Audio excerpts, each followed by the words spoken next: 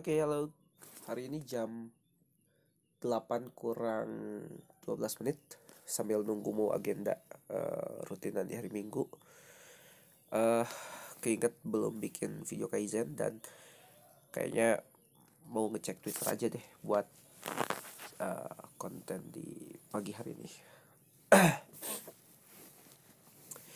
Oke, saya suka baca-baca Twitter cuma sekedar scrolling aja. Kayak orang lain ya, sama berarti. Oh ya, dan ada satu tips nih kalau kalian mau apa tuh namanya tuh mengikuti kabar-kabar di Twitter supaya tetap sehat dan tidak apa ya namanya tuh, tidak terpolar ya. Hari ini tuh orang-orang tuh ngelihat berita tuh seringkali terpolar dalam dua kutub. Kenapa? Karena dalam sosial media itu ada yang namanya algoritma. Jadi algoritma di sosial media itu menampilkan apa yang pada dasarnya kita ingin lihat gitu ya. Jadi kalau kita misalkan lihat di Twitter nih ya, atau di Instagram, di YouTube, dimanapun itu, semakin kita sering mengakses video dengan genre tertentu, maka itu juga yang akan diberikan kepada kita tuh, akan ditawarkan. Misalkan kalau di YouTube kita suka sejarah, maka akan ada lagi rekomendasi tayangan-tayangan sejarah. Kalau kita suka tayangan olahraga, maka akan ada rekomendasi video serupa. Di Twitter pun demikian. Nah, untuk Twitter khusus saya tidak melakukan liking ataupun repost ataupun berbagi, share dan sebagainya, komen-komen. Jadi untuk Twitter tuh hanya untuk pantau aja nih orang-orang lagi pada ngapain gitu, lagi pada ngomongin apa. Jadi untuk apa sih? Ya untuk melihat yang rame tuh apa gitu. Kalau misalkan Anda ya, saya punya minat melihat tema-tema politik misalkan tentang entah itu oposisi ataupun pemerintah gitu.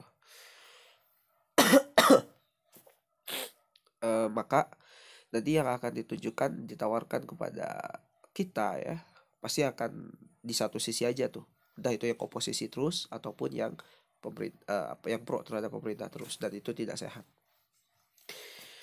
ya. Misalkan ini saya like, maka yang terjadi nanti akan si algoritma Twitter itu akan membuat kita tuh hanya melihat ya udah semua yang pro tentang Jokowi gitu, dan itu tentu tidak akan sehat gitu ya. Jadi itu namanya bubble filter tuh gitu ya, bubble filter. Dan itulah yang membahayakan ketika kita tidak tahu penggunaan sosial media dengan baik. Jadi artinya jadi apa ya, jadi wajar banget ketika akhirnya kita tuh terjebak dalam satu polar gitu ya, dalam satu pandangan. Yang pro Jokowi nggak tahu tuh bener salahnya Jokowi, pokoknya terus aja dibela. Yang menggugat juga tidak tahu tuh perspektif lain dari Jokowi gitu. By the way, kalau kalian mau kritik soal pemerintah, banyak orang yang juga terjebak kalau kritik itu kritik sosok ya, figur. Misalkan Jokowi krempeng lah, Jokowi cungkring lah gitu ya, kurus, kering, tidak seperti presiden dan sebagainya, deso. Itu mengkritik persona tuh, dan itu bukan hal yang baik untuk dilakukan. Makanya kalau mau mengkritik itu adalah lakukanlah kritik yang sehat. Apa? Kebijakan. Jadi biasakan dalam berdemokrasi itu kita tuh mengkritik itu adalah mengkritik kebijakan, bukan mengkritik orang persona. Ya, apa hak kita menghina fisik orang atau menghina gaya berpakaian orang? Jadi kita kritik, dan kata kritisi itu adalah bagaimana orang itu melahirkan kebijakan, terutama presiden ataupun DPR dan sebagainya. Ya, itu yang harus kita kritik.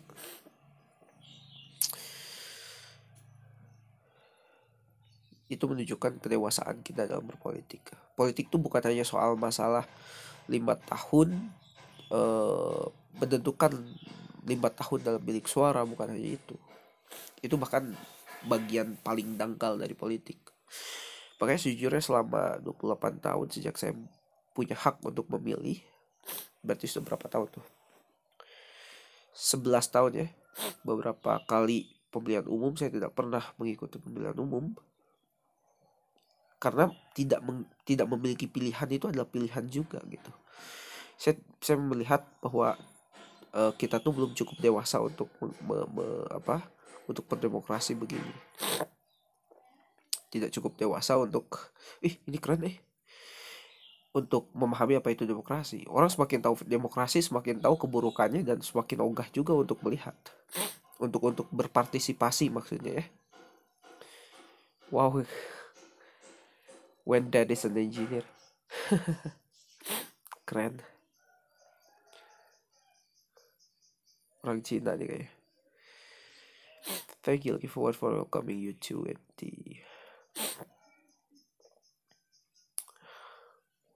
Oke. Ini banyak banget ya. Soal apa tuh? Trading.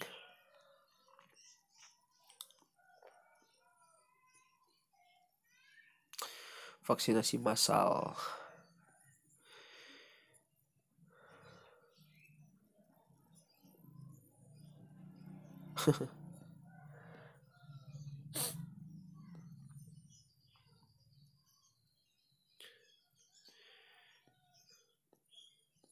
Elon Musk dengan SpaceX-nya.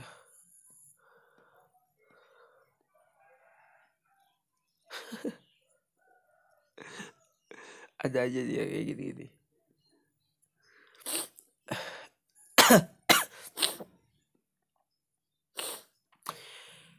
Tesla, owner of Silicon Valley, handled your smart like a champ. It's crazy how well it does on this road. Oh, menarik nih. Ini Tesla. Aduh, mobil impian. Gak akan pernah tersesat tuh. Keren gak sih? Punya mobil kayak begini. Oh my lord. Apa nih? Data pribadi.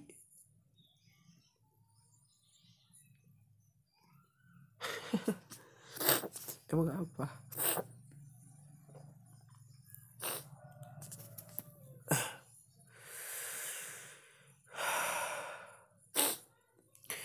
Oh, yang memahami politik tuh, apalagi kalau bermodalkan dari berita.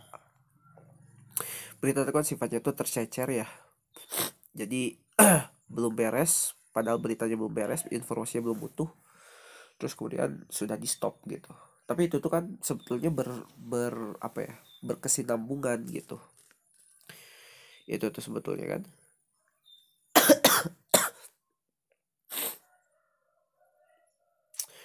Nah,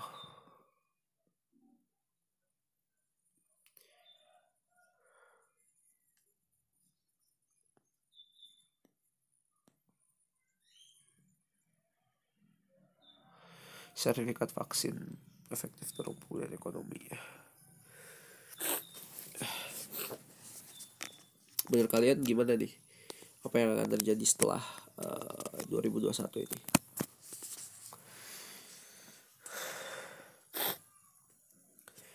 Sudah ada kabar kalau sekolah akan ada yang mulai hybrid ya.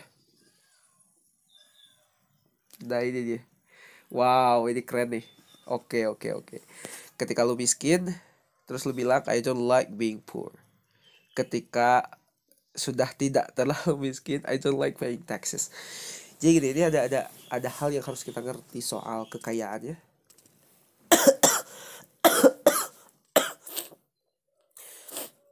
Jadi orang kaya tuh bukan orang yang bebas melakukan segalanya. Jadi ketika kita kaya, bahkan dalam buku The Rich Dad and the Poor Dad itu dikatakan, semakin lu kaya, kalau lu nggak ngerti, semakin lu banyak uang lah, jangan bilang kaya ya, semakin lu banyak uang, semakin banyak lu nanggung beban negara. semakin banyak lu bayar pajak. Apalagi di Indonesia ini termasuk negara yang sumber penghasilannya utamanya itu pajak. Jadi banyak sekali orang dengan pemasukan yang sebetulnya mediocre ya, nggak terlalu gede gitu, 10 juta lah katakan, itu tidak terlalu besar. eh tapi dia berpikir kalau wah dengan penghasilan 10 juta tuh saya bisa cicil mobil, saya bisa cicil rumah, ya tidak sadar kalau itu tuh akan menjadi beban buat dia. Let's say cicilan mobil mulai dari 3 juta untuk harga yang biasa ya, yang standar. Cicilan mobil 3 juta, cicilan rumah katakanlah 2 juta atau 3 juta, 6 juta tuh. 4 juta lainnya dengan gaya hidup dan kemudian kebutuhan-kebutuhan pribadi dan sebagainya. Oh kayaknya make sense. Belum lagi kalau sudah berkeluarga, punya anak, biaya sekolah dan sebagainya. Padahal kita tuh harus memahami tuh apa yang menjadi aset kita dan apa yang justru menjadi liabilitas. Ya, jadi ada perbedaan tuh. Tidak semua hal yang kita beli itu bisa menjadi aset kita. Bisa jadi malah menjadi beban atau liability. Ya. Kita artinya harus punya financial planning yang jelas supaya dengan penghasilan berapapun yang kita punya, itu tuh kita bisa tetap mengatur flow cash gitu ya. Salah satu tips untuk mengatur financial planning itu ya pada dasarnya kita mengatur anggaran belanja. Jadi kita tetap anggarkan anggaran belanja, anggaran untuk nabung, anggaran untuk kebutuhan yang sehari-hari gitu ya. Coba kita atur tuh berapa persen ya. Dan sambil kita terus menyiapkan, mudah-mudahan penghasilan kita juga terus bertambah gitu. Nah ini yang jarang orang sadari, bahwa semakin orang sebenarnya semakin lu banyak beli barang, semakin banyak lu bayar gitu. Bayar apa? Bayar pajak gitu ya. Jadi untuk kalian nih yang baru dapat kerjaan, belum terlalu stabil mapan dan sebagainya, pastikan sebelum membeli sesuatu tuh lihat kegunaan fungsi, dan kemudian juga ini tuh akan jadi aset atau hanya akan menjadi beban buat kita gitu ya. Dan jangan berhutang, seriously, jangan berhutang. Hidup kita tuh kan sebenarnya sederhana. Kita makan nasi dengan makan let's say apa ya, menu-menu mahal lainnya gitu ya, steak atau apapun itu, makan nasi sama sayur doang gitu, di warteg gitu 10.000, sama sensasi makan steak itu kan sebenarnya sama, fungsinya juga sama, buat ngenyangin gitu ya. Cuma kita tuh kadang-kadang hanya berhayal karena ingin ini ingin itu. Saya pernah dinasehatin, diajarin sama kerabat, yang namanya makan tuh cuma enak ketika di lidah gitu. Ya cuma ketika lewat lidah aja. Setelah lewat lidah apakah bisa merasakan enak? Enggak juga gitu. Obrolan ringan semacam itu tuh yang kasih insight banget tuh, sehingga saya tuh jadi mikir kayaknya kalau makan mah sama apa aja yang ada gitu. Sama itu baik. Oh iya, minggu ini gue belum baca One Piece. Tergantung jejak digital Anda pihak mana. Coki Pardede. Ya soal Coki ini jadi apa ya, gue setuju banget tuh sama videonya Abel Karimi. Jadi kemarin sempat lihat-lihat videonya Aap, gimana rusaknya sistem sekularisme. Orang kayak jadi dilema, jadi ironis kan ketika orang-orang kayak Coki Pardede ini yang dia sering main di isu-isu sensitif. eh Terus kemudian eh hidup sepertinya tuh penuh dengan kebahagiaan gitu. Tapi di satu sisi jiwanya kering. Dia banyak sekali apa namanya itu mengkritisi sikap beragama seorang, ya, supaya pokoknya kalau gue lihat Coki sama si Tretan Muslim tuh seolah membuat orang tuh ayolah sekuler aja lah gitu. Tapi di satu sisi ketika tapi jiwa dia tuh kering gitu. Ya kalau ketika ada masalah, kalau jiwa nggak kering ngapain lu narkoba kali bro, ya. Jadi itu permasalahan banyak orang hari ini sih, karena sekularisme orang nggak mau dekat sama Tuhan. Satu sisi ketika ada masalah malah ngedrag, ironi. 7 tahun anggaran influencer.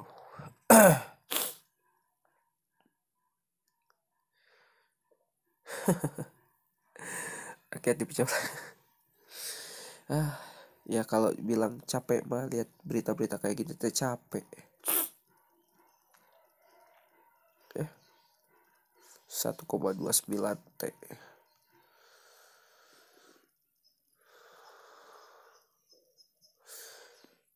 Orang mah gak akan bisa bebas dari pengadilan akhirat. Jadi soklah seneng-seneng aja lu pada. Banyak dituntut rakyat ntar. Apa nih petisi apa lagi Saiful Jamil? Udah lama orang ini gak muncul terus tiba-tiba diboikot. Apaan sih ini berita? Atau saya kurang ngeh ya. Saya jarang buka Twitter sih sebenarnya karena nggak terlalu ini.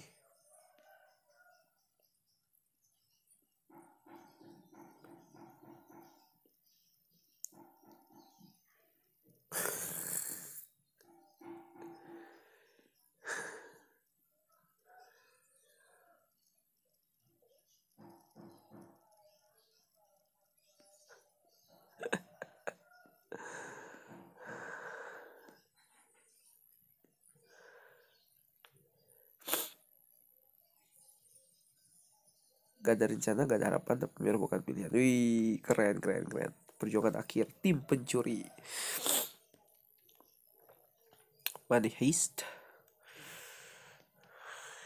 Gak tahu tuh. Nothing like praying in congregation with nature. Ya, benar. Setuju banget. Sholat di alam terbuka tuh gak tahu kenapa ya, kayak tuh lebih kena gitu.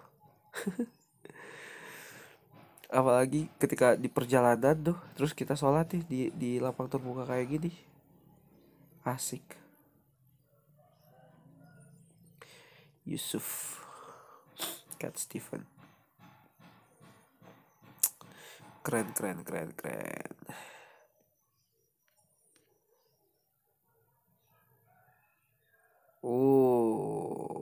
Harga Bitcoin naik terus,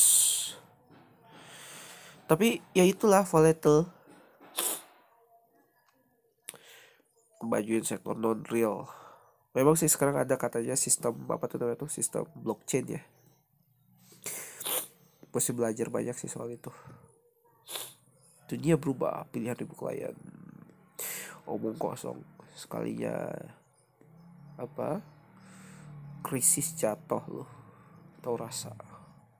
Apa nih Abel Kate sebelum oplas?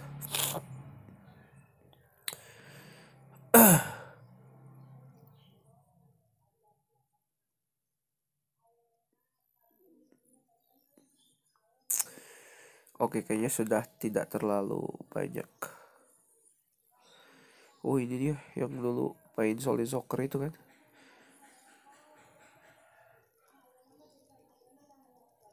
Vicky Zhou. Oh iya iya iya iya iya. Kemarin sempat ada bahwa Jet Li dan Jackie Chan juga termasuk bintang-bintang yang kena blacklist. Kenapa ya? Lagi ada apa tuh di sini?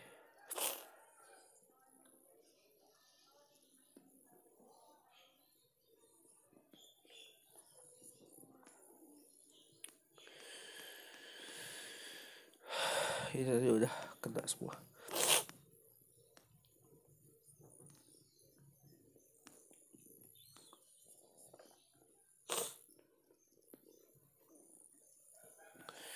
Oke, sudah tidak lagi yang baru.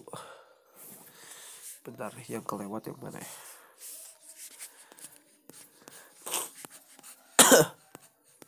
Oke, rasanya itu aja untuk bahan Kaizen di pagi hari ini. GJ sih. Tapi pada dasarnya ini untuk mengkonsistenkan ya Project Kaizen. Jadi saya pikir apa nih yang harus di posting gitu. Tugas rezim Jokowi relaksasi. Ini juga kadang-kadang suka tuduh-menuduh orang komunis dan begitu begitu tanpa tahu betul-betul komunis itu apa gitu ya. Udah jelas kebijakan liberal kayak gini kalau dibilang komunis. Gara-gara dekat sama Cina. Ya dekatnya itu kan secara ekonomi gitu, bukan secara sistem politik kali. Jadi komunis semua jadi dihajar komunis semuanya. Nah itu juga jadi hal yang gak bagus tuh ya. Jadi seolah wah ini rezim PDIP, rezim komunis. Iya mereka dekat dengan rezim komunis, tapi secara kebijakan lihat dong, apakah komunis? Enggak. Dan ini bukan dalam pembelaan ya. Orang maksudnya mereka berhutang sana sini. Rezim komunis mana ada berhutang sana sini, brother. Maksudnya kalaupun berhutang bukan dalam konteks itu tuh. Solusi yang diberikan tuh kan solusi ya liberal aja gitu. Makin liberal yang ada juga ya. Bukan makin komunis. Kacau lah. Oke. Oke, intinya media sosial itu wajar kalau membuat kita terpolarisasi. Karena itu jangan biarkan media sosial dikte kita ya. Tapi kita yang harus mampu memfilter. Semoga kalian selalu sehat. Sehat jiwa dan raga. Yo, dadah.